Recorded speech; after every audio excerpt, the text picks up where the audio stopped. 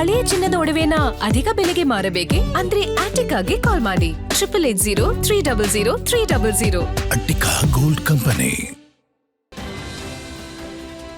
ಇವತ್ತಿನಿಂದ ನಗರದಲ್ಲಿ ಫುಟ್ಪಾತ್ ಒತ್ತುವರಿ ತೆರವು ಕಾರ್ಯಾಚರಣೆ ನಡೆಯಲಿದ್ದು, ಜೆಬಿಎ ವ್ಯಾಪ್ತಿಯಲ್ಲಿ 5 ನಗರ ಪಾಲಿಕೆಗಳಲ್ಲಿ ಸುರಕ್ಷಿತ ಪಾದಚಾರಿ ಮಾರ್ಗ ಅಭಿಯಾನ ಹಮ್ಮಿಕೊಳ್ಳಲಾಗ್ತಾ ಇದೆ.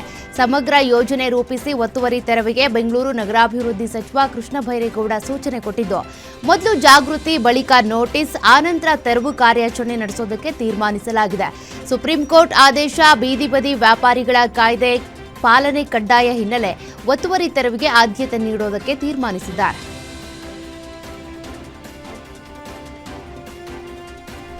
ಬೆಂಗಳೂರು ಗೃಹ ಜ್ಯೋತಿ ಯೋಜನೆಯ ಫಲಾನುಭವಿಗಳ ಮನೆ ಪರಿಶೀಲನೆ ಕಾರ್ಯ ಇಂದಿನಿಂದ ರಾಜ್ಯ ವ್ಯಾಪ್ತಿ ಆರಂಭವಾಗಲಿದೆ.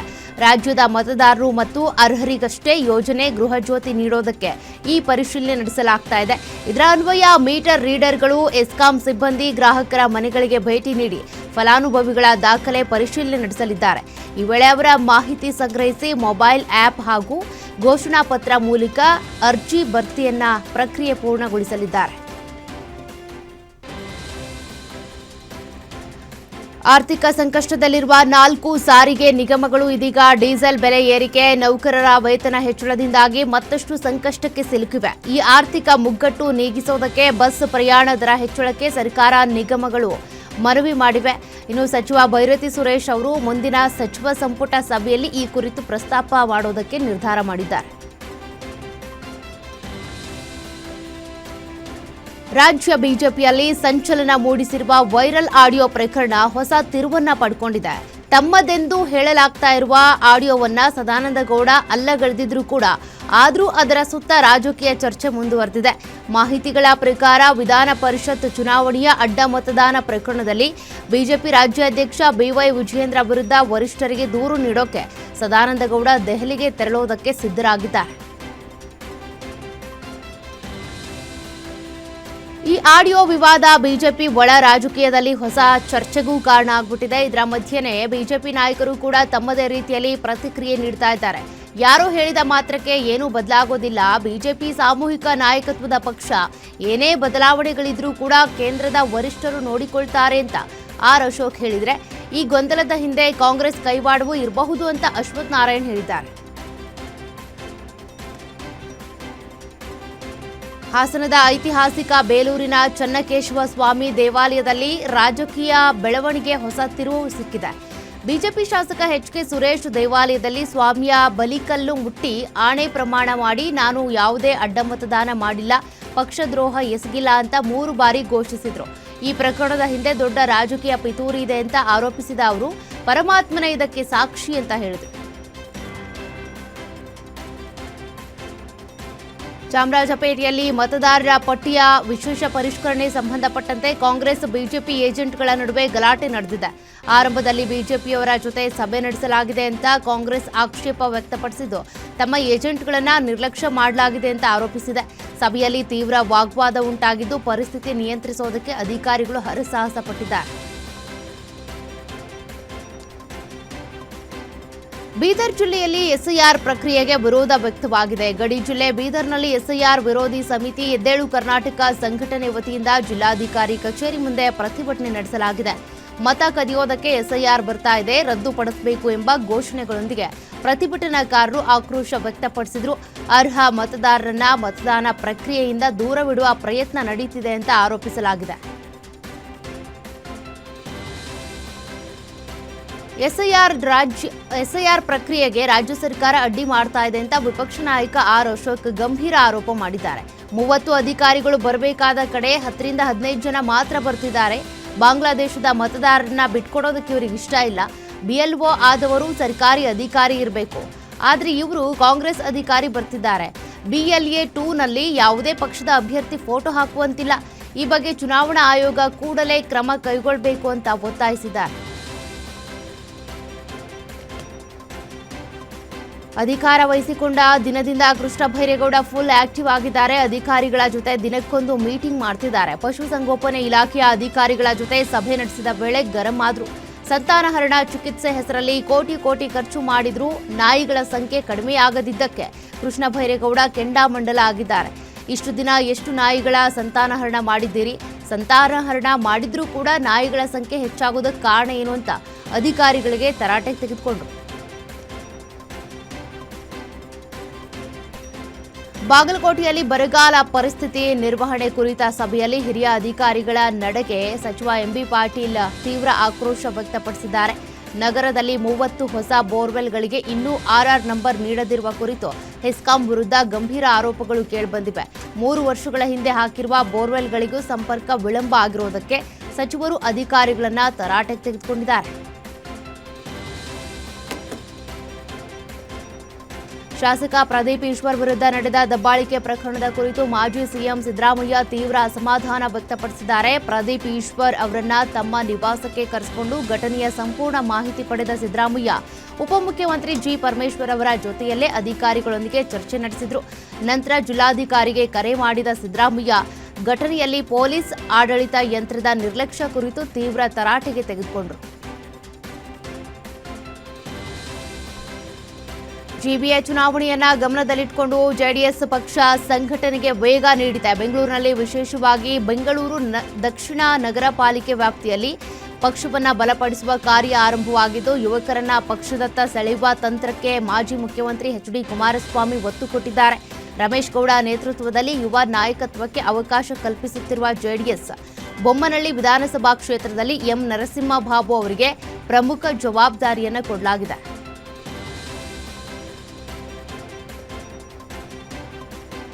ಹಾವೇರಿ ತಾಲೂಕಿನ ನೀರಲಗಿ ಗ್ರಾಮದ ಸರ್ಕಾರಿ ಹಿರಿಯ ಪ್ರಾಥಮಿಕ ಶಾಲೆಯಲ್ಲಿ ಕೊಠಡಿಗಳ ಕೊರತೆ ಎದುರಾಗಿದೆ. ಶಾಲೆಯ ಹೊರಗಿನ ಜಗಲಿಯಲ್ಲೇ ಶಿಕ್ಷಕರು ವಿದ್ಯಾರ್ಥಿಗಳಿಗೆ ಪಾಠ ಮಾಡುವ ಅನಿವಾರ್ಯ ಪರಿಸ್ಥಿತಿ ಎದುರಾಗಿದೆ. ಈ ಮೂಲಭೂತ ಸೌಲಭ್ಯದ ಕೊರತೆಯನ್ನ ಖಂಡಿಸಿ ಶಿಕ್ಷಣ ಇಲಾಖೆಯ ಗಮನ ಸೆಳೆಯೋದಕ್ಕೆ ಗ್ರಾಮಸ್ಥರು ಮತ್ತು ಪೋಷಕರು ಶಾಲಾ ಆವರಣದಲ್ಲಿ ಭಜನೆ ಮಾಡುವುದರ ಮೂಲಕ ವಿನೂತನವಾಗಿ ಪ್ರತಿಭಟನೆ ನಡೆಸಿದ್ದಾರೆ.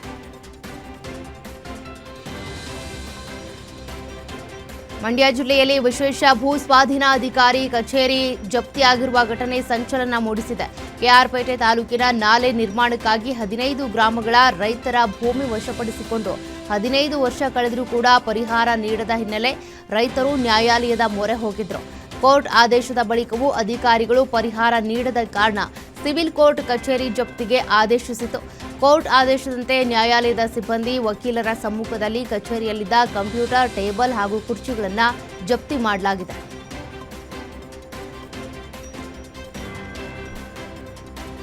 ಬೀದರ್ ಜಿಲ್ಲೆಯ ಬಾಲ್ಕಿ ತಾಲೂಕಿನ ಮೊರಂಬಿ ಗ್ರಾಮದ ಕುಡಿಯುವ ನೀರಿಗಾಗಿ ಗ್ರಾಮಸ್ಥರು ತೀವ್ರ ಆಕ್ರೋಶ ವ್ಯಕ್ತಪಡಿಸಿದ್ದಾರೆ. ಗ್ರಾಮೀಣಾಭಿವೃದ್ಧಿ ಮತ್ತು ಪಂಚಾಯತ್ ರಾಜ್ ಸಚಿವ ಈಶ್ವರ ಖಂಡ್ರೆ ಅವರ ತವರಲ್ಲೇ ನೀರಿಗಾಗಿ ಹಾಹಾಕಾರ ಉಂಟಾಗಿದ್ದು, ಕಳೆದ 3 ತಿಂಗಳಿಂದ ಕುಡಿಯೋ ನೀರಿನ ಸಮಸ್ಯೆ ಎದುರಿಸ್ತಾ ಇರುವಂತಹ ಗ್ರಾಮಸ್ಥರು ಗ್ರಾಮ ಪಂಚಾಯತ್ಗೆ ಮುತ್ತಿಗೆ ಹಾಕಿ ಪ್ರತಿಭಟನೆ ನಡೆಸಿದರು. ತಕ್ಷಣ ಸಮಸ್ಯೆ ಬಗೆಹರಿಸಿಕೊಡಿ ಅಂತೇಳಿ ಗ್ರಾಮಸ್ಥರು ಆಗ್ರಹಿಸಿದ್ದಾರೆ. ಹುಬ್ಬಳ್ಳಿಯ ನೇಹಾ ಹಿರೇಮಠ್ ಹತ್ಯೆ ಪ್ರಕರಣಕ್ಕೆ ಸಂಬಂಧಪಟ್ಟಂತೆ ಕೊಲೆ ಆರೋಪಿ ಫಯಾಜ್ಗೆ ಮತ್ತೊಮ್ಮೆ ಜಾಮೀನು ನಿರಾಕರಿಸಲಾಗಿದೆ. 3ನೇ ಬಾರಿ ಸಲ್ಲಿಸಿದ್ದ ಜಾಮೀನು ಅರ್ಜಿಯನ್ನು ಹೈಕೋರ್ಟ್ ತಿರಸ್ಕರಿಸಿದ್ದು, ಒಟ್ಟಾರೆ 5 ಬಾರಿ ಜಾಮೀನು ನಿರಾಕರಣೆ ಮಾಡಿದಂತಾಗಿದೆ. ಹೈಕೋರ್ಟ್ ಏಕಸದಸ್ಯ ಪೀಠದ ನ್ಯಾಯಮೂರ್ತಿ ಅನಂತ ರಾಮನಾಥ ಹೆಗಡೆ ಅವರು ವಾದ ಪ್ರತಿವಾದಗಳನ್ನು ಆಲಿಸಿ ನಂತರ ಈ ಆದೇಶ ಹೊರಡಿಸಿದ್ದಾರೆ. ಜೆಸಿಬಿ ತಪ್ಪಿಸೋದಕ್ಕೆ ಹೋಗಿ ಬೈಕ್ಗೆ ಹಿಂಬದಿಯಿಂದ ಕಾರು ಗುದ್ದಿದ ಪರಿಣಾಮ ಸವಾರನಿಗೆ ಗಂಭೀರ ಗಾಯವಾಗಿರುವ ಘಟನೆ ಬೀದರ್ ಮತ್ತು ಮಹಾರಾಷ್ಟ್ರದ ಉದಗಿರಿ ರಾಷ್ಟ್ರೀಯ ಹೆದ್ದಾರಿಯಲ್ಲಿ ನಡೆದಿದೆ. ಸಂತೋಷ್ ಎಂಬಾತನಿಗೆ ಗಂಭೀರ ಗಾಯವಾಗಿದ್ದು ಖಾಸಗಿ ಆಸ್ಪತ್ರೆಯಲ್ಲಿ ದಾಖಲಿಸಿ ಚಿಕಿತ್ಸೆ ನೀಡಲಾಗುತ್ತಿದೆ. ಈ ಘಟನೆ ಸಂಬಂಧ ಸಂತಪುರ್ ಪೊಲೀಸ್ ಠಾಣೆಯಲ್ಲಿ ಪ್ರಕರಣ ದಾಖಲಾಗಿದೆ. ಹಾಸನ ಜಿಲ್ಲೆಯ ಹೊಳೆನರಸೀಪುರದಲ್ಲಿ ಪೊಲೀಸ್ ಕಾನ್ಸ್ಟೇಬಲ್ ರೂಪೇಶ್ ಅವರ ಕಾರ್ಯಕ್ಕೆ ಸಾರ್ವಜನಿಕರಿಂದ ಮೆಚ್ಚುಗೆ ವ್ಯಕ್ತವಾಗಿದೆ. ತುರುವೇಕೆರೆಯಿಂದ ಮಾದಿಹಳ್ಳಿ ಗ್ರಾಮಕ್ಕೆ ತೆರಳುತ್ತಾ ಇದ್ದ ಅಭಿಲಾಷ್ ಲಕ್ಷ್ಮಿ ದಂಪತಿ ಹಣ್ಣು ಖರೀದಿಸುವ ವೇಳೆ ಸುಮಾರು 4 ಗ್ರಾಂ ತೂಕದ ಚಿನ್ನದ ಮಾಂಗಲ್ಯ ಸರವನ್ನು ಕಳ್ಕೊಂಡಿದ್ರು. ಚಿನ್ನದ ಮಾಂಗಲ್ಯ ಸರವನ್ನು ವಾರಸುದಾರರಿಗೆ ಹಸ್ತಾಂತರಿಸಿದ್ದಾರೆ. ಇವರು ಕಳೆದು ಹೋದ ಚಿನ್ನ ಮರಳಿ ಸಿಕ್ಕಿದ್ರಿಂದ ದಂಪತಿ ಸಂತಸ ವ್ಯಕ್ತಪಡಿಸಿ ಕಾನ್ಸ್ಟೇಬಲ್ ರೂಪೇಶ್ ಅವರಿಗೆ ಧನ್ಯವಾದ ತಿಳಿಸಿದರು. ಚಿಕ್ಕಮಗಳೂರು ಜಿಲ್ಲೆಯ ಕಡೂರು ತಾಲೂಕಿನ ನಿಡಘಟ್ಟ ಗ್ರಾಮದಲ್ಲಿ ಸಾಮಾಜಿಕ ಸಾಮರಸ್ಯಕ್ಕೆ ಸಾಕ್ಷಿಯಾದ ಅಪರೂಪ ಬೆಳವಣಿಗೆ ನಡೆದಿದೆ. ತಲೆಮಾರುಗಳಿಂದ ಆಂಜನೇಯ ಸ್ವಾಮಿ ದೇವಾಲಯ ಪ್ರವೇಶಿಸದ ದಲಿತರು ತಹಶೀಲ್ದಾರ್ ಹಾಗೂ ಪೊಲೀಸರ ಸಮ್ಮುಖದಲ್ಲಿ ಯಾವುದೇ ಅಡೆತಡೆಗಳಿಲ್ಲದೆ ದೇಗುಲ ಪ್ರವೇಶಿಸಿದ್ರು. ಸೌಹಾರ್ದ ಮಾತುಕತೆಯ ಮೂಲಕ ಕೈಗೊಂಡ ತೀರ್ಮಾನದಂತೆ ದಲಿತರು ಇತರೆ ಸಮುದಾಯದವರು ಒಟ್ಟಾಗಿ ದೇವಾಲಯ ಪ್ರವೇಶಿಸಿ ಪೂಜೆ ಸಲ್ಲಿಸಿ ದರ್ಶನ ಪಡೆದಿದ್ದಾರೆ. ಚಿಕ್ಕೋಡಿ ವ್ಯಾಪ್ತಿಯಲ್ಲಿ ಮುಂಗಾರು ಮಳೆ ಕೈಕೊಟ್ಟ ಹಿನ್ನೆಲೆ ಬೆಳಗಾವಿ ಜಿಲ್ಲೆಯ ಕಾಗವಾಡ ತಾಲೂಕಿನ ಶೇಡಬಾಳ ಗ್ರಾಮದಲ್ಲಿ ಗ್ರಾಮಸ್ಥರು ವಿಶಿಷ್ಟ ಆಚರಣೆ ನಡೆಸಿದ್ದಾರೆ. ವರುಣ ದೇವನ ಕೃಪೆಗಾಗಿ ಕತ್ತೆಗಳಿಗೆ ಶಾಸ್ತ್ರೋಕ್ತವಾಗಿ ಮದುವೆ ಮಾಡಿಸಿ ಪ್ರಾರ್ಥನೆ ಸಲ್ಲಿಸಿದರು. ಮಳೆ ನಂಬಿ ಬಿತ್ತನೆ ಮಾಡಿದ ರೈತರಿಗೆ ಮುಂಗಾರು ವಿಫಲವಾಗಿರುವ ಹಿನ್ನೆಲೆ ಈ ರೀತಿಯ ಪರಂಪರೆ ನಂಬಿಕೆ ಆಧಾರಿತ ಆಚರಣೆ ನಡೆಸಲಾಗಿದೆ ಅಂತ ತಿಳಿದುಬಂದಿದೆ. ಚಿಕ್ಕಮಗಳೂರು ಜಿಲ್ಲೆಯ ಮಲೆನಾಡು ಭಾಗದಲ್ಲಿ ನಿರಂತರವಾಗಿ ಸಾಧಾರಣ ಮಳೆಯಾಗ್ತಾ ಇದ್ದು ಜೀವ ನದಿಗಳಾದ ತುಂಗಭದ್ರಾ ನದಿಗಳಲ್ಲಿ ನೀರಿನ ಪ್ರಮಾಣ ಏರಿಕೆಯಾಗಿದೆ. ಕಳಸಾ ತಾಲೂಕಿನ ಕುದುರೆಮುಖ, ಶೃಂಗೇರಿ, ಕೆರೆಕಟ್ಟೆ ಘಟ್ಟ ಪ್ರದೇಶಗಳಲ್ಲಿ ನಿರಂತರ ಮಳೆ ಮುಂದುವರೆದಿದ್ದು ಭದ್ರಾ ನದಿಯ ಅಬ್ಬರ ಹೆಚ್ಚಾಗಿದೆ. ಮಳೆ ಹೆಚ್ಚಾದ ಹಿನ್ನೆಲೆ ರೈತರು ಹಾಗೂ ಬೆಳೆಗಾರರಲ್ಲಿ ಸಂತಸ ಕಂಡುಬಂದಿದ್ದು ಅಂತರ್ಜಲ ವೃದ್ಧಿಗಾಗಿ ಇದೇ ರೀತಿಯ ಮಳೆ ಮುಂದುವರಿಯಲಿ ಅಂತೇಳಿ ಮಲೆನಾಡು ಜನರು ಆಶಿಸಿದ್ದಾರೆ. ಕರ್ನಾಟಕದ ಕರಾವಳಿ ಜಿಲ್ಲೆಗಳಾದ ದಕ್ಷಿಣ ಕನ್ನಡ, ಉಡುಪಿ ಹಾಗೂ ಉತ್ತರ ಕನ್ನಡ ಜಿಲ್ಲೆಗಳಿಗೆ ಜುಲೈ 6ರವರೆಗೆ ಆರೆಂಜ್ ಅಲರ್ಟ್ ಘೋಷಣೆ ಮಾಡಲಾಗಿದೆ. ಈ ಅವಧಿಯಲ್ಲಿ ವ್ಯಾಪಕವಾಗಿ ಭಾರೀ ಮಳೆಯೊಂದಿಗೆ ಬಲವಾದ ಗಾಳಿ ಬೀಸುವ ಸಾಧ್ಯತೆ ಇರೋದ್ರಿಂದ ಸಾರ್ವಜನಿಕರು ಎಚ್ಚರಿಕೆ ವಹಿಸಬೇಕು ಅಂತ ಸೂಚಿಸಲಾಗಿದೆ.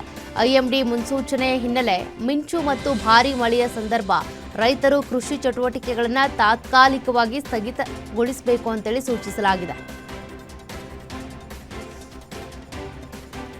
ಮುಂಗಾರು ಮಳೆಯ ಅಬ್ಬರದ ನಡುವೆನೇ ಕರ್ನಾಟಕದಾದ್ಯಂತ ಮುಂದಿನ 5 ದಿನಗಳ ಕಾಲ ಭಾರೀ ಮಳೆಯಾಗುವಂತ ಸಾಧ್ಯತೆ ಇದೆ ಅಂತ ಭಾರತೀಯ ಹವಾಮಾನ ಇಲಾಖೆ ಮುನ್ಸೂಚನೆ ಕೊಟ್ಟಿದೆ. ರಾಜ್ಯದಾದ್ಯಂತ ಅಲ್ಲಲ್ಲಿ ಗುಡುಗು, ಸಿಡಿಲು ಮತ್ತು ಜೋರಾದ ಗಾಳಿಯೊಂದಿಗೆ ಹಗುರ ಮಳೆಯಾಗುವಂತ ಸಾಧ್ಯತೆ ಇದ್ದು ಹಲವು ಜಿಲ್ಲೆಗಳಲ್ಲಿ ಭಾರೀ ಮಳೆಯಾಗುವ ಸಾಧ್ಯತೆ ಇದೆ. ಇನ್ನು ನಾಳೆಯಿಂದ ರಾಜ್ಯದ ಕೆಲವು ಸ್ಥಳಗಳಲ್ಲಿ ಮಳೆಯ ತೀವ್ರತೆ ಮತ್ತಷ್ಟು ಹೆಚ್ಚಾಗುವ ಆತಂಕವೂ ಇದೆ. ಇರಾನ್ ಅಮೆರಿಕ ಯುದ್ಧದ ಆತಂಕ ಸದ್ಯ ಕಡಿಮೆ ಆಗಿರುವ ಕಾರಣ ಇವತ್ತಿನಿಂದ ಪೆಟ್ರೋಲ್ ಮತ್ತು ಡೀಸೆಲ್ ಮಾರಾಟದ ಮೇಲಿನ ತಾತ್ಕಾಲಿಕ ನಿರ್ಬಂಧಗಳನ್ನು ತೆಗೆದುಹಾಕೋದಕ್ಕೆ ಕೇಂದ್ರ ಸರ್ಕಾರ ನಿರ್ಧರಿಸಿದೆ. ಮಧ್ಯಪ್ರಾಚ್ಯ ಯುದ್ಧದ ಕಾರಣ ಭಾರತಕ್ಕೆ ತೈಲ ಪೂರೈಕೆ ಕುಂಠಿತ ಆಗಿತ್ತು. ಹೀಗಾಗಿ ಪೆಟ್ರೋಲ್, ಡೀಸೆಲ್ ಖರೀದಿ ಮೇಲೆ ಸರ್ಕಾರ ಹಲವು ನಿರ್ಬಂಧಗಳನ್ನು ವಿಧಿಸಿತ್ತು. ಇದೀಗ ಅಧಿಕೃತ ಆದೇಶ ಹೊರಡಿಸಲಾಗಿದ್ದು ಈ ನಿರ್ಬಂಧಗಳು ನಾಳೆಯಿಂದ ಕೊನೆಗೊಳ್ಳುತ್ತವೆ ಅಂತ ಕೇಂದ್ರ ಸರ್ಕಾರ ತಿಳಿಸಿದೆ.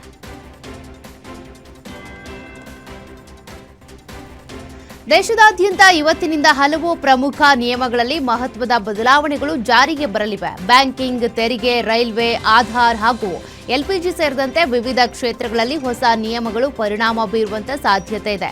ಎಲ್ಪಿಜಿ ಸಬ್ಸಿಡಿ ಪಡೆಯುತ್ತಿರುವವರಿಗೆ, ಗ್ರಾಹಕರಿಗೆ ಇನ್ನು ಮುಂದೆ ಕೆವೈಸಿ ಕಡ್ಡಾಯವಾಗಲಿದೆ. ಇದೇ ವೇಳೆ ಎಸ್ಬಿಐ ಮತ್ತು ಎಚ್ಡಿಎಫ್ಸಿ ಸೇರಿದಂತೆ ಹಲವು ಬ್ಯಾಂಕ್ಗಳ ಕ್ರೆಡಿಟ್ ಕಾರ್ಡ್ ನಿಯಮಗಳಲ್ಲೂ ಕೂಡ ಬದಲಾವಣೆ ಜಾರಿಗೆ ಬರಲಿವೆ. ಪಶ್ಚಿಮ ಏಷ್ಯಾದಲ್ಲಿ ಉದ್ವಿಗ್ನತೆ ಹೆಚ್ಚುತ್ತಿರುವ ನಡುವೆನೇ ಪ್ರಧಾನಮಂತ್ರಿ ನರೇಂದ್ರ ಮೋದಿ ಅವರು ಇರಾನ್ ಅಧ್ಯಕ್ಷ ಮಸೂದ್ ಪೆಜೆಶ್ಕಿಯಾನ್ ಅವರೊಂದಿಗೆ ದೂರವಾಣಿ ಮೂಲಕ ಮಹತ್ವದ ಮಾತುಕತೆ ನಡೆಸಿದರು. ಈ ಸಂದರ್ಭದಲ್ಲಿ ಉಭಯ ನಾಯಕರು ಪಶ್ಚಿಮ ಏಷ್ಯಾದ ಇತ್ತೀಚಿನ ಬೆಳವಣಿಗೆಗಳ ಕುರಿತು ಚರ್ಚೆ ಮಾಡಿದರು.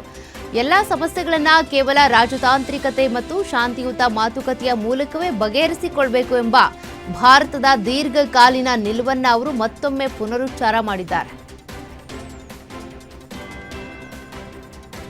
ಪ್ರಧಾನಮಂತ್ರಿ ಮೋದಿ ಸೇವಾ ತೀರ್ಥದಲ್ಲಿ ಕೇಂದ್ರ ಸರ್ಕಾರದ ಎಲ್ಲಾ ಸಚಿವಾಲಯಗಳು ಮತ್ತು ಇಲಾಖೆಗಳ ಕಾರ್ಯದರ್ಶಿಗಳ ಉನ್ನತ ಮಟ್ಟದ ಸಭೆ ನಡೆಸಿದ್ದಾರೆ. 4 ಗಂಟೆಗಳ ಕಾಲ ಸುದೀರ್ಘ ಸಭೆಯಲ್ಲಿ ಸುಲಭ ವಾಣಿಜ್ಯ ವಹಿವಾಟು, ಸುಲಭ ಜೀವನೋಪಾಯ ಮತ್ತು ಸ್ವಾವಲಂಬನೆಗೆ ಉತ್ತೇಜನ ನೀಡುವ ಕುರಿತು ಚರ್ಚೆ ಮಾಡಲಾಯಿತು. ಈ ಸಭೆಯಲ್ಲಿ ವಿವಿಧ ಇಲಾಖೆಗಳ ಕಾರ್ಯದರ್ಶಿಗಳು ಈ ಆದ್ಯತೆಗಳಿಗೆ ಅನುಗುಣವಾಗಿ ತಮ್ಮ ಸಚಿವಾಲಯಗಳು ತೆಗೆದುಕೊಳ್ತಾ ಇರುವ ಪ್ರಮುಖ ಕ್ರಮಗಳ ಬಗ್ಗೆ ವಿವರಿಸಿದ್ದಾರೆ.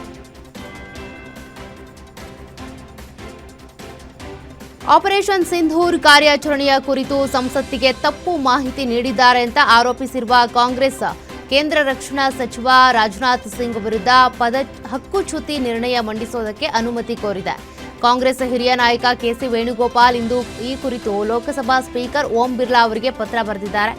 ಆಪರೇಷನ್ ಸಿಂಧೂರ್ ವೇಳೆ ಯಾವುದೇ ಭಾರತೀಯ ಸೈನಿಕರು ಮೃತಪಟ್ಟಿಲ್ಲ ಅಂತೇಳಿ ರಾಜನಾಥ್ ಸಿಂಗ್ ಈ ಹಿಂದೆ ಪಾರ್ಲಿಮೆಂಟ್ಗೆ ಮಾಹಿತಿ ನೀಡಿದರು.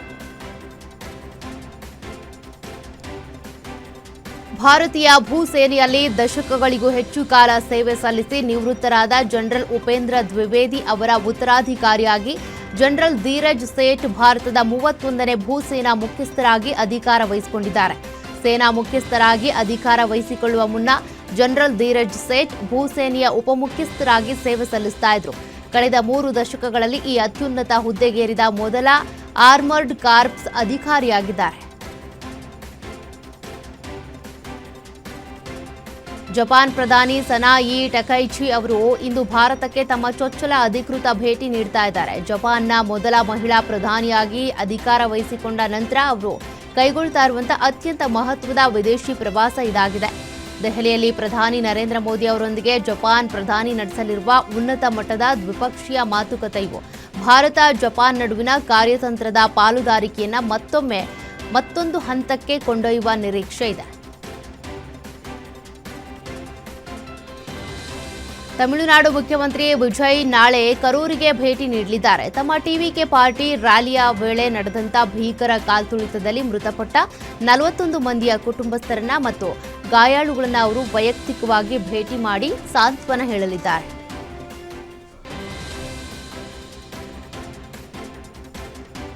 ಲೋಹಗಢ ಕೋಟೆಯಲ್ಲಿ ನಡೆದ ಕೇತನ್ ಅಗರ್ವಾಲ್ ಹತ್ಯೆ ಪ್ರಕರಣದ ಪ್ರಮುಖ ಆರೋಪಿ ಸಿಯಾ ಗೋಯಲ್ ಪರವಾಗಿ ನ್ಯಾಯಾಲಯದಲ್ಲಿ ಯಾರು ವಾದ ಮಂಡಿಸಲಿದ್ದಾರೆ ಎಂಬ ಪ್ರಶ್ನೆ ಈಗ ತೀವ್ರ ಕಾನೂನು ಹೋರಾಟಕ್ಕೆ ಕಾರಣ ಆಗಿದೆ.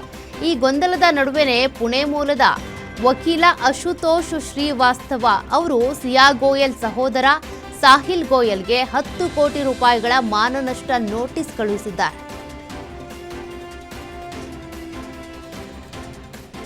ನೈಋತ್ಯ ಮುಂಗಾರು ಮಹಾರಾಷ್ಟ್ರ ಆವರಿಸಿಕೊಂಡಿದ್ದು ಮುಂಬರುವ ದಿನಗಳಲ್ಲಿ ತೀವ್ರ ಮಳೆಯಾಗಲಿದೆ ಅಂತ ಭಾರತೀಯ ಹವಾಮಾನ ಇಲಾಖೆ ರಾಜ್ಯದಾದ್ಯಂತ ಮುನ್ನೆಚ್ಚರಿಕಾ ಕ್ರಮಗಳನ್ನು ಕೊಟ್ಟಿದೆ.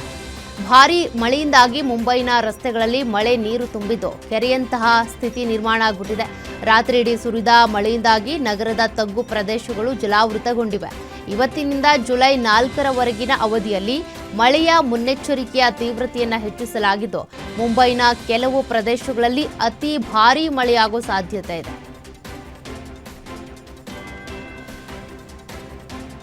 ಅರುಣಾಚಲ ಪ್ರದೇಶ ಮತ್ತು ಅಸ್ಸಾಂನಾದ್ಯಂತ ನಿರಂತರವಾಗಿ ಸುರಿಯುತ್ತಿರುವ ಮಾನ್ಸೂನ್ ಮಳೆಯು ಭೀಕರ ಪ್ರವಾಹ, ಭೂಕುಸಿತ ಮತ್ತು ರಸ್ತೆಗಳು, ಸೇತುವೆಗಳು, ಸಾರ್ವಜನಿಕ ಮೂಲ ಸೌಕರ್ಯಗಳ ವ್ಯಾಪಕ ನಾಶಕ್ಕೆ ಕಾರಣ ಆಗಿಬಿಟ್ಟಿದೆ. ಕಳೆದ ವಾರ ಅರುಣಾಚಲ ಪ್ರದೇಶದಲ್ಲಿ ಕನಿಷ್ಠ 4 ಜನರು ಪ್ರಾಣ ಕಳೆದುಕೊಂಡಿದ್ದಾರೆ.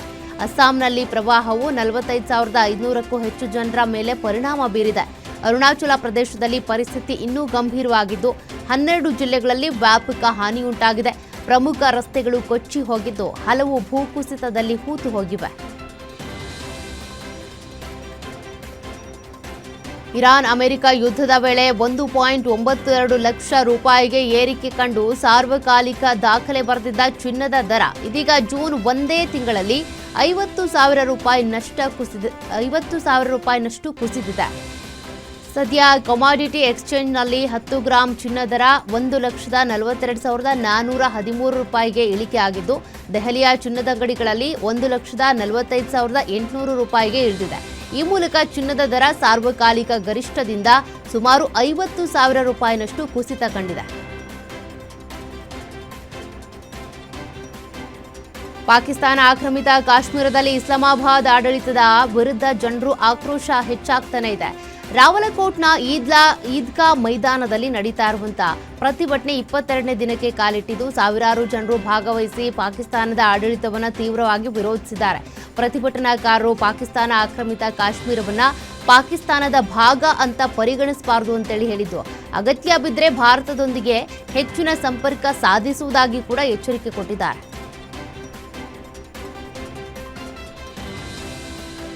ಭಾರತದ ವಿರುದ್ಧ ಸದಾ ಕಿಡಿಕಾರುವ ಪಾಕಿಸ್ತಾನ ಇದೀಗ ಸಿಂಧೂ ನದಿ ನೀರು ಹಂಚಿಕೆ ಒಪ್ಪಂದದ ವಿಚಾರವಾಗಿ ಮತ್ತೊಮ್ಮೆ ಪ್ರಚೋದನಕಾರಿ ಹೇಳಿಕೆಯನ್ನ ನೀಡಿ ಉದ್ದಟತನ ಪ್ರದರ್ಶಿಸಿದೆ.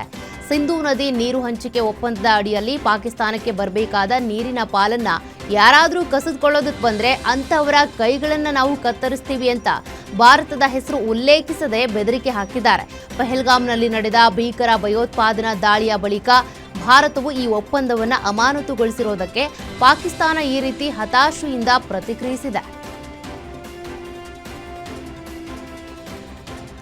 ಪ್ರಧಾನಿ ನರೇಂದ್ರ ಮೋದಿ ಅಮೆರಿಕ ಅಧ್ಯಕ್ಷ ಡೊನಾಲ್ಡ್ ಟ್ರಂಪ್ ನಡುವೆ ಅವಿನಾಭಾವ ಸ್ನೇಹವಿದ್ದು ಅವರ ಮಧ್ಯೆ ಔಪಚಾರಿಕ ಶಿಷ್ಟಾಚಾರದ ಅಗತ್ಯ ಇಲ್ಲ ಅಂತ ಭಾರತದಲ್ಲಿನ ಅಮೆರಿಕ ರಾಯಭಾರಿ ಸರ್ಗಿಯೋ ಗೋರ್ ತಿಳಿಸಿದ್ದಾರೆ. ವಾಷಿಂಗ್ಟನ್ನಲ್ಲಿ ಮಾತನಾಡಿದ ಅವರು, ಇತ್ತೀಚೆಗೆ ಒಂದು ಸಂಜೆ ಮಿಯಾಮಿಯಲ್ಲಿ ಕಾರ್ಯಕ್ರಮ ಇತ್ತು. ಆಗ ಟ್ರಂಪ್ ಅವರಾಗಿನೇ ಮೋದಿಗೆ ಕರೆ ಮಾಡು ಅಂತ ಹೇಳಿದ್ರು. ನಾನು ಈಗ ಬೆಳಗಿನ ಜಾವ 6 ಗಂಟೆ ಅಂತ ಹೇಳಿದೆ. ಅದಕ್ಕವರು ಮೋದಿ ನನ್ನ ಹಾಗೇನೆ ಬೇಗ ಎದ್ದಿರ್ತಾರೆ, ಕಾಲ್ ಮಾಡು ಅಂತ ಹೇಳಿದ್ರು ಅಂತ ಸ್ವಾರಸ್ಯಕರ ಸಂಗತಿ ಬಗ್ಗೆ ವಿವರಿಸಿದ್ದಾರೆ. ಅಫ್ಘಾನಿಸ್ತಾನದ ಮೇಲೆ ಪಾಕಿಸ್ತಾನ ನಡೆಸಿರುವ ದಾಳಿಯನ್ನ ಖಂಡಿಸಿರುವ ಭಾರತದ ವಿದೇಶಾಂಗ ಸಚಿವಾಲಯ ಅಫ್ಘಾನ್ ಭೂ ಪ್ರದೇಶದ ಮೇಲೆ ಪಾಕಿಸ್ತಾನ ನಡೆಸಿದ ವಾಯು ದಾಳಿಗಳನ್ನ ಭಾರತ ಪ್ರಬಲವಾಗಿ ಖಂಡಿಸ್ತಾ ಇದೆ. ಈ ದಾಳಿಯಲ್ಲಿ ಇಸ್ಲಾಮಾಬಾದ್ ಭಯೋತ್ಪಾದಕ ಅಡಗು ತಾಣಗಳನ್ನು ಗುರಿಯಾಗಿಸಿಕೊಂಡಿದೆ. ಆದರೆ ಇದರಲ್ಲಿ ಮಹಿಳೆಯರು ಮತ್ತು ಮಕ್ಕಳು ಸೇರಿದಂತೆ ಹಲವಾರು ನಾಗರಿಕರು ಸಾವನ್ನಪ್ಪಿದ್ದಾರೆ. ಇದೊಂದು ಪಾಕಿಸ್ತಾನದ ಸ್ಪಷ್ಟ ಆಕ್ರಮಣಕಾರಿ ಕೃತ್ಯ. ಅಫ್ಘಾನಿಸ್ತಾನದ ಸಾರ್ವಭೌಮತ್ವದ ಮೇಲಿನ ದಾಳಿ ಆಗಿದೆ ಅಂತ ಕಿಡಿಕಾರಿದೆ. ಪ್ರವಾಸಿ ಭಾರತ ಮತ್ತು ಇಂಗ್ಲೆಂಡ್ ನಡುವಣ 5 ಪಂದ್ಯಗಳು ಟಿ20 ಸರಣಿಯ ಮೊದಲ ಪಂದ್ಯ ಇಂದು ನಡೆಯಲಿದೆ. ಐರ್ಲೆಂಡ್ ಸರಣಿ ಸೋಲನ್ನ ಮರೆತು ಶ್ರೇಯಸ್ ಅಯ್ಯರ್ ಪಡೆ ಪೂರ್ಣ ಆತ್ಮವಿಶ್ವಾಸದೊಂದಿಗೆ ಕಣಕ್ಕಿಳಿಯಬೇಕಿದೆ. ಇತ್ತ ಈ ಪಂದ್ಯ ಚೆಸ್ಟರ್ ಲೇ ಸ್ಟ್ರೀಟ್ನ ರಿವರ್ ಸೈಡ್ ಮೈದಾನದಲ್ಲಿ ನಡೆಯಲಿದೆ.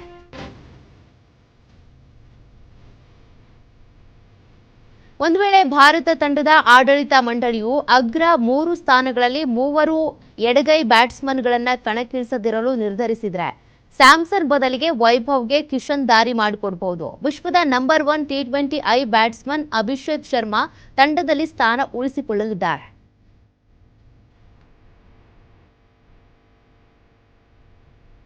ಇಂಗ್ಲೆಂಡ್ ವಿರುದ್ಧದ ಮೊದಲನೇ ಟಿ20 ಪಂದ್ಯಕ್ಕೂ ಮುನ್ನ ಭಾರತ ತಂಡಕ್ಕೆ ಸ್ಪಿನ್ನರ್ ವರುಣ್ ಚಕ್ರವರ್ತಿ ಸೇರ್ಪಡೆಯಾಗಿದ್ದಾರೆ. ಈ ಮೂಲಕ ಭಾರತ ತಂಡದ ಸ್ಪಿನ್ ವಿಭಾಗಕ್ಕೆ ಇನ್ನಷ್ಟು ಬಲ ಬಂದಂತಾಗಿದೆ. ಇವತ್ತಿನಿಂದ 5 ಪಂದ್ಯಗಳ ಟಿ20 ಸರಣಿ ಆರಂಭ ಆಗಲಿದೆ. ಭಾರತ ತಂಡದ ಅಭ್ಯಾಸದ ವೇಳೆ ವರುಣ್ ಚಕ್ರವರ್ತಿ ಕಾಣಿಸಿಕೊಂಡಿದ್ದಾರೆ. ಹಾಗಾಗಿ ಮೊದಲನೇ ಟಿ20 ಪಂದ್ಯದಲ್ಲಿ ಅವರು ಪ್ಲೇಯಿಂಗ್ X1ನಲ್ಲಿ ಕಾಣಿಸಿಕೊಂಡ್ರೂ ಕೂಡ ಅಚ್ಚರಿ ಇಲ್ಲ. ಭಾರತ ಕ್ರಿಕೆಟ್ ತಂಡದ ಸ್ಟಾರ್ ಆಲ್ರೌಂಡರ್ ಹಾರ್ದಿಕ್ ಪಾಂಡ್ಯ ಅವರು ತಮ್ಮ ವೃತ್ತಿ ಜೀವನದ ಇನ್ನುಳಿದ ಅವಧಿಯ ನಿಮಿತ್ತ ದೊಡ್ಡ ನಿರ್ಧಾರವೊಂದನ್ನು ತೆಗೆದುಕೊಂಡಿದ್ದಾರೆ. ಅವರು ಮುಂಬೈನಿಂದ ಬೆಂಗಳೂರಿಗೆ ಶಿಫ್ಟ್ ಆಗಿದ್ದಾರೆ. ಈ ಮೂಲಕ ತಮ್ಮ ವೃತ್ತಿ ಜೀವನದ ಇನ್ನುಳಿದ ಅವಧಿಗೆ ಬಿಸಿಸಿಐ ಸೆಂಟರ್ ಆಫ್ ಎಕ್ಸಲೆನ್ಸ್ ಅನ್ನ ತನ್ನ ಶಾಶ್ವತ ತರಬೇತಿ ಸ್ಥಳವನ್ನಾಗಿ ರೂಪಿಸಿಕೊಂಡಿದ್ದಾರೆ. ಇದೇ ಮೊದಲ ಬಾರಿ ಹಾರ್ದಿಕ್ ಪಾಂಡ್ಯಗೆ ಬೆಂಗಳೂರು ಸೆಂಟರ್ನಲ್ಲಿ ತರಬೇತಿಗೆ ಅವಕಾಶ ಸಿಗ್ತಾ ಇದೆ. ಜಪಾನ್ನ ಐಚಿ ನಗೋಯಾದಲ್ಲಿ ನಡೆಯಲಿರುವ 2026ರ ಏಷ್ಯನ್ ಗೇಮ್ಸ್ ಕ್ರೀಡಾಕೂಟದ ಕ್ರಿಕೆಟ್ ಟೂರ್ನಿಗಾಗಿ ಭಾರತ ಮಹಿಳಾ ತಂಡವನ್ನು ಪ್ರಕಟಿಸಲಾಗಿದೆ. 15 ಸದಸ್ಯರ ಈ ಬಲಿಷ್ಠ ಪಡೆಯನ್ನ ಹರ್ಮನ್ ಪ್ರೀತ್ ಕೌರ್ ಮುನ್ನಡೆಸಲಿದ್ದು ಉಪನಾಯಕಿಯಾಗಿ ಸ್ಮೃತಿ ಮಂದಾನ ಕಾಣಿಸಿಕೊಳ್ಳಲಿದ್ದಾರೆ. ಇನ್ನು ಈ ಬಾರಿಯ ತಂಡದಲ್ಲಿ 17 ವರ್ಷದ ಯುವ ವಿಕೆಟ್ ಕೀಪರ್ ಬ್ಯಾಟರ್ ಜಿ ಕಮ್ಲಿನಿ ಅವರು ಕೂಡ ಸೇರ್ಪಡೆಯಾಗಿದ್ದಾರೆ. ನಟ ದರ್ಶನ್, ಪವಿತ್ರ ಗೌಡ ಮುಂತಾದವರು ಪ್ರಮುಖ ಆರೋಪಿಗಳಾಗಿರುವ ಚಿತ್ರದುರ್ಗದ ರೇಣುಕಾಸ್ವಾಮಿ ಭೀಕರ ಕೊಲೆ ಪ್ರಕರಣದ ತನಿಖೆಯಲ್ಲಿ ಈಗ ಒಂದು ಅತ್ಯಂತ ಸ್ಫೋಟಕ ತಿರುವು ಸಿಕ್ಕಿದೆ. ಪ್ರಕರಣದ 17ನೇ ಸಾಕ್ಷಿಗೆ ಅಪರಿಚಿತರಿಂದ ಬೆದರಿಕೆ ಕರೆಗಳು ಬರ್ತಾ ಇರುವ ಹಿನ್ನೆಲೆ ಆ ಸಾಕ್ಷಿಗೆ ತಕ್ಷಣವೇ ಸೂಕ್ತ ಪೊಲೀಸ್ ಭದ್ರತೆ ಒದಗಿಸುವಂತೆ ಕೋರ್ಟ್ ತನಿಖಾಧಿಕಾರಿಗಳಿಗೆ ಕಟ್ಟುನಿಟ್ಟಿನ ಸೂಚನೆ ಕೊಟ್ಟಿದ್ದಾರೆ. ತಮಿಳು ಚಿತ್ರರಂಗದ ಸೂಪರ್ ಸ್ಟಾರ್ ನಟ ವಿಜಯ್ ಈಗ ತಮಿಳುನಾಡಿನ ಸಿಎಂ ಆಗಿದ್ದಾರೆ. ರಾಜಕೀಯಕ್ಕೆ ಪ್ರವೇಶಿಸಿ ಎದುರಿಸಿದ ಮೊದಲ ಚುನಾವಣೆಯಲ್ಲೇ ಅಭೂತಪೂರ್ವ ಜಯ ಸಾಧಿಸಿರುವ ವಿಜಯ್ ಇದೀಗ ಹಲವು ಚಿತ್ರರಂಗದ ಸಿನಿಮಾ ನಟರಿಗೆ ಸ್ಫೂರ್ತಿ ನೀಡಿದ್ದಾರೆ. ವಿಜಯ್ ರಾಜಕೀಯಕ್ಕೆ ಬಂದ ಬಳಿಕ ಅವರ ಸ್ಥಾನ ತುಂಬುವ ನಟ ಯಾರೆಂಬ ಚರ್ಚೆ ನಡೀತಾ ಇದ್ದು, ನಟ ಸೂರ್ಯ ಅವರು ವಿಜಯ್ ಸ್ಥಾನ ತುಂಬಬಲ್ಲ ನಟ ಎನ್ನಲಾಗ್ತಾ ಇದೆ.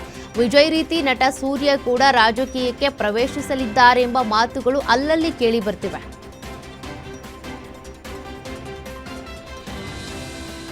ಪವನ್ ಕಲ್ಯಾಣ್ ನಟನೆಯ ಓಜಿ ಚಿತ್ರದ ಸೀಕ್ವೆಲ್ ಬಗ್ಗೆ ಹೊಸದೊಂದು ಸುದ್ದಿ ಹರಿದಾಡ್ತಾ ಇದೆ. ಈ ಚಿತ್ರದಲ್ಲಿ ಪೂಜಾ ಹೆಗ್ಡೆ ನಾಯಕಿಯಾಗಿ ನಟಿಸಲಿದ್ದಾರೆ ಅಂತ ಹೇಳಲಾಗ್ತಾ ಇದೆ. ಸದ್ಯಕ್ಕೆ ಇದು ಕೇವಲ ಸಾಮಾಜಿಕ ಜಾಲತಾಣಗಳ ವದಂತಿಯಾಗಿದೆ. ಚಿತ್ರದಿಂದ ಯಾವುದೇ ಅಧಿಕೃತ ಮಾಹಿತಿ ಇನ್ನೂ ಹೊರಬಂದಿಲ್ಲ. ಹೀಗಾಗಿ 2ನೇ ಭಾಗಕ್ಕೆ ಪೂಜಾ ಹೆಗ್ಡೆ ಅವರನ್ನ ಪರಿಗಣಿಸಲಾಗ್ತಾ ಇದೆ ಎಂಬ ಸುದ್ದಿ ಅಭಿಮಾನಿಗಳಿಗೆ ಅಚ್ಚರಿ ಮೂಡಿಸಿದೆ. ಯುದ್ಧಗಳ ದೇವತೆ ಅಂತಾನೆ ಕರೆಯಲಾಗುವ ಮುರುಘನ್ ಅಥವಾ ಸುಬ್ರಹ್ಮಣ್ಯ ಸ್ವಾಮಿಯನ್ನ ಆಧರಿಸಿದ ಕಥೆಯನ್ನ ಸಿನಿಮಾಕ್ಕೆ ಆಯ್ಕೆ ಮಾಡಿಕೊಳ್ಳಲಾಗಿದೆ. ಸಿನಿಮಾದ ಪೋಸ್ಟರ್ ಅನ್ನ ಸಹ ಇದೇ ವಿಷಯದ ಆಧಾರದ ಮೇಲೆ ಮಾಡಲಾಗಿದೆ. ಆದರೆ ಪೋಸ್ಟರ್ ಇದೀಗ ವಿವಾದಕ್ಕೂ ಕಾರಣ ಆಗ್ಬಿಟ್ಟಿದೆ.